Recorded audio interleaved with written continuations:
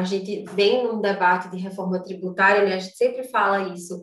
Há tantos anos, desde a Constituição, a gente discute, né, vários especialistas, vários membros do governo têm discutido a importância de se fazer uma reforma tributária, aqui especificamente falando, né, sobre a reforma de bens e serviços, que é essa tributação que incide em tudo que a gente consome. Então, esse debate veio amadurecendo nos próprios estudos que a gente fez como Endeavor, né, o benchmark aí dos outros países, outras federações que fizeram reforma, que esse tempo médio de maturidade é de 30 anos, mais ou menos, discutindo e amadurecendo essa ideia e os caminhos a seguir para, né, poder aprovar uma reforma tributária finalmente. E a gente chegou nesse tempo de maturação, na verdade, a gente já passou desses 30 anos, né, já estamos aí quase 33 discutindo esse tema, e discutindo esse tema de forma mais abrangente, falando, né, dos tributos de todos os entes federativos, não só dos tributos relativos ao governo federal, mas também envolvendo os estados e municípios, né, com o ICMS e com o ISS. Então, levou tempo para chegar nesse lugar em que os estados estão alinhados, que os municípios estão alinhados com a importância de uma reforma mais ampla. E aí, acho que o principal risco da discussão como ela está posta agora, né, de segmentar, fatiar a reforma tributária, perder essa discussão mais ampla. E fatiar, né, nesse caso, a gente tem que entender que a gente está olhando para um todo, né? E nesse caso, a fatia, ela pode atrapalhar, né, esse todo e essa melhoria como um todo do nosso sistema tributário. Então, a proposta do governo federal a gente tem 5 tributos, né, sobre bens e serviços, a proposta do governo olha para 2, só a nível federal, que são o PIS e a COFINS. Então, não é que não tenha problemas com a tributação, né, só a nível federal, não é que o PIS e a COFINS não gerem complexidade, gerem vários níveis de insegurança jurídica para as empresas, baixa transparência para os cidadãos. Mas isso não é suficiente, né? A gente sabe que o ICMS hoje é um dos grandes entraves, é um dos grandes problemas para o nosso ambiente de negócios, para a atração de investimentos. Então, deixar o ICMS de fora, o ISS também, que a complexidade tem aumentado, é um desperdício para o nível de maturidade que a gente chegou nesse debate.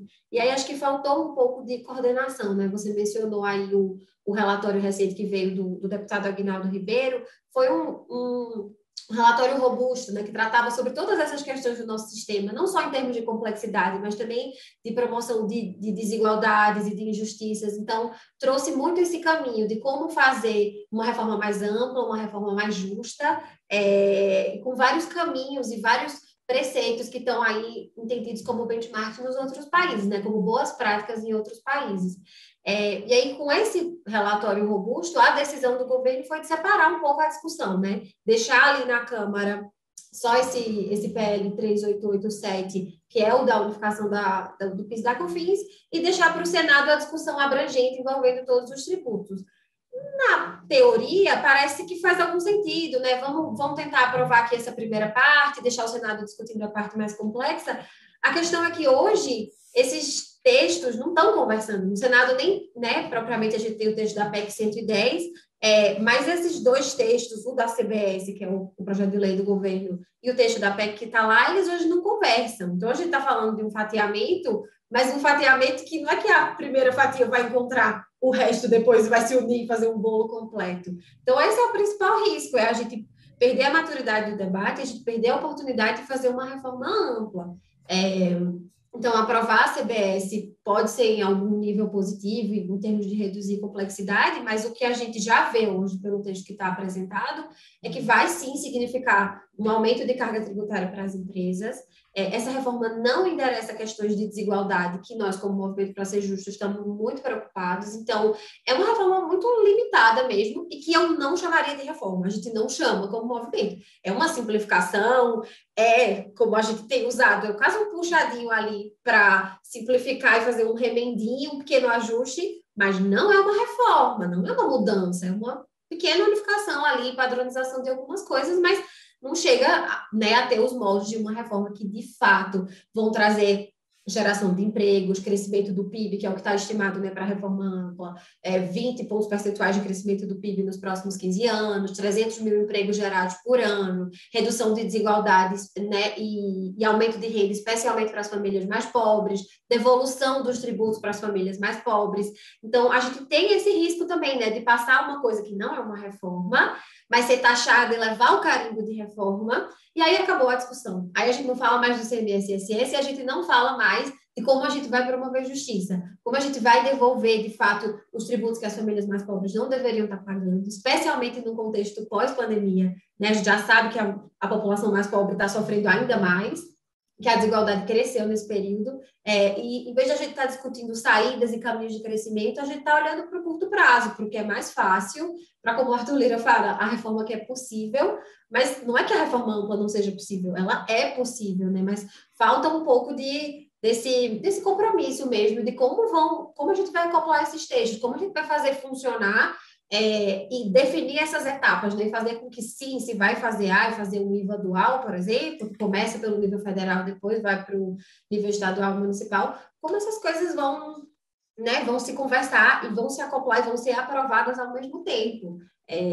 Porque se passar uma parte e chamar de reforma tributária, a gente sabe, assim, em termos práticos, não tem muita outra chance, especialmente se subir a carga tributária. Subindo a carga tributária, que espaço a gente vai ter para os estados e municípios depois entrarem, né? Assim, provavelmente eles teriam que, né, reduzir hoje a arrecadação que tem, reduzir suas alíquotas para conseguir fazer isso ser viável. Não sei se é possível, né? A gente tem defendido uma reforma que mantenha hoje os patamares de arrecadação, que não aumente a carga tributária para, né, de forma global. Então, talvez fatiando dessa forma, não sei se essa conta fecha. Então, estamos bastante preocupados.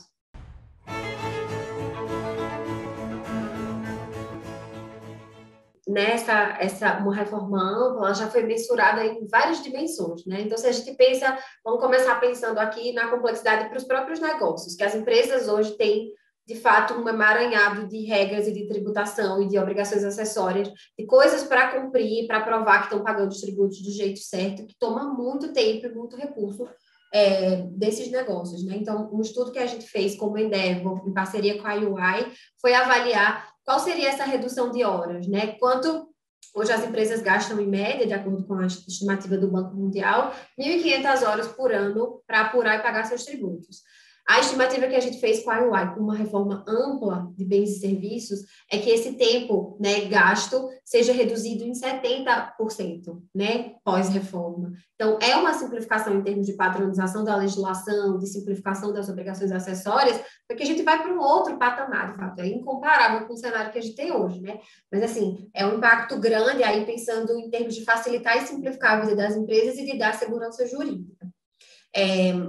Se a gente olha em termos de impactos econômicos, assim, para o país, a estimativa é essa, né, de crescimento de 20 pontos percentuais ao longo dos próximos 15 anos do nosso PIB. A gente sabe que o nosso PIB está crescendo de forma muito, muito tímida há muitos anos.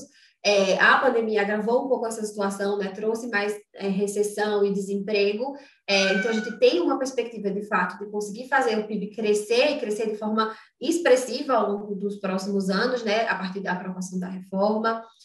As estimativas mostram pelo menos a geração de 300 mil novos empregos por ano, mas esse número pode ser ainda maior.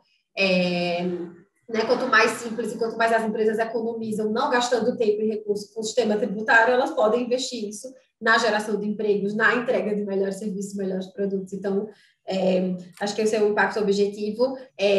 Alguns especialistas estimam também que a gente vai receber mais investimentos, algo aí na casa de mais 30%, 35% de investimentos externos vindo para o Brasil, que hoje muitos ficam afastados por causa da complexidade, né, do nosso sistema e do nível de insegurança jurídica.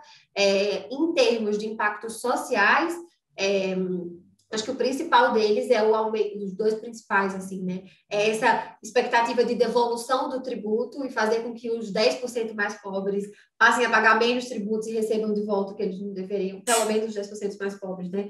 Passem a pagar menos tributos e essa camada dos 10% mais ricos passem a pagar mais tributos, indo para um sistema mais progressivo. As estimativas também apontam aí para um crescimento médio de 17% na renda familiar, assim, no Brasil. Então, é algo de fato, né, uma mudança sistêmica mesmo. O próprio Rodrigo Pacheco escreveu no prefácio de um livro sobre reforma tributária que é uma reforma nos moldes aí, em termos de impacto, parecida com o que foi o plano real para o país, assim, de tão expressiva e de tão sistêmica que é a mudança, né? Por mais que a gente não veja hoje, acho que essa é a dificuldade, assim, para para quem está observando essa discussão, ou para os próprios cidadãos, que é como você não vê essa tributação, você consome, mas você não sabe propriamente quanto você está pagando, não parece que é tão grave, não parece que essa coisa invisível gera tantos efeitos em cadeia para o nosso país, assim, mas é de fato algo que impacta os negócios, impacta a qualidade dos serviços e dos produtos que são ofertados, impacta a inovação no país, porque várias empresas de tecnologia hoje estão num limbo, que não sabem se pagam ICMS e ISS, porque não sabem se é produto, se é serviço, passam anos discutindo isso e vivendo na insegurança do negócio talvez ser fechado e autuado, porque não tem uma definição, não tem uma clareza na legislação. Então, a gente perde muito como cidadãos, perde como empresas, perde em termos de inovação e na inserção do Brasil mesmo, nesse contexto global, assim, em termos de competitividade.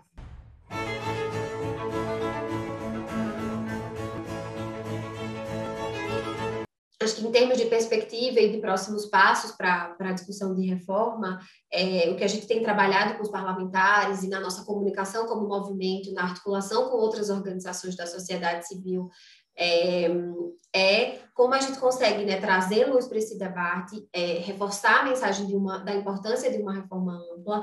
Então, que se de fato as discussões forem acontecer em separado na Câmara e no Senado, que o governo consiga guiar e fazer um método de acoplar essas discussões, em termos de texto, em termos de cronograma mesmo, de discussão. Então, a gente tem, né, pressionado e feito conversas para que essas reformas hoje, essas fatias que estão separadas entre Câmara e Senado, conversem mais, que a gente consiga aprovar uma reforma, ainda que em termos de um IVA dual, mas que seja uma reforma mais ampla, né, que considere também ICMS e ISS.